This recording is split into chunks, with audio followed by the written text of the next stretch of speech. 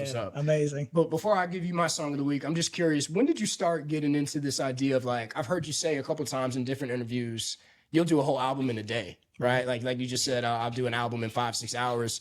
When did you start doing that? And like, what inspired you to do it that way?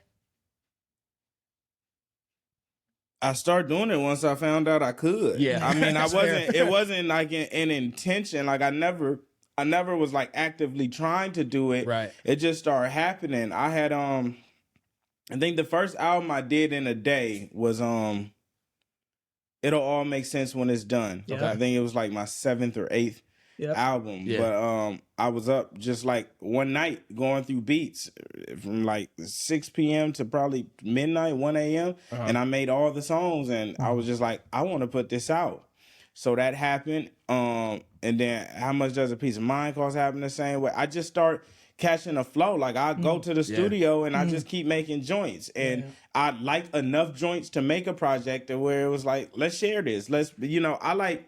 I like the cohesiveness of things being done in a certain sitting because the energy and the feeling, like I got albums where some song didn't come till later, but I love when it's like, no, I was in this state of life, in this state of mind, and it all came together. Sure. So I've been doing it since like 2021, and it just never, some albums just happen like that for me. Yeah, for sure. It's funny, I was an actor, I come from theater.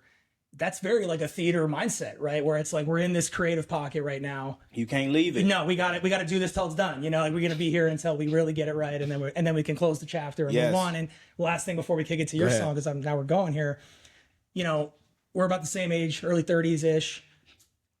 Seeing the like volume of work that you put out and the ability to just continue to just churn it out. Even yesterday, you're scrolling through your phone. You're like, I write so much. I got to find this new verse. Yeah. To me, that makes me think of like mixtape Wayne era, right? Or like even like Gucci Mane maybe, right? When he was starting out, where it's like, I'm going to flood this, right? I'm going to make sure I'm out here. Yes. How much of those guys influence what you do? Do you take anything from that kind of mindset? Completely. Mixtape Weezy. That's there you go. That's what it is. It's like, and I'm not doing it to gather attention. It's just I make a lot of I enjoy to make music. That's my favorite thing to do. Right. And I can't control my output. When I get in the studio, however many I make, it's just what I make, And once I'm done, I'm like, I want to share it. I don't want to just sit on it because if I don't release it, I can't really get better. Right. Imagine you finish shoot a ball and you never let the ball go. You can't get better. You can't adjust. You can't learn. Right? Yep, you feel me? So it's like I have to make it or miss it to know, hey, I need to move to the left, move to the right. Yeah. And that's what's kind of helped me like increase my craft. The fact that there's people who think I can't rap.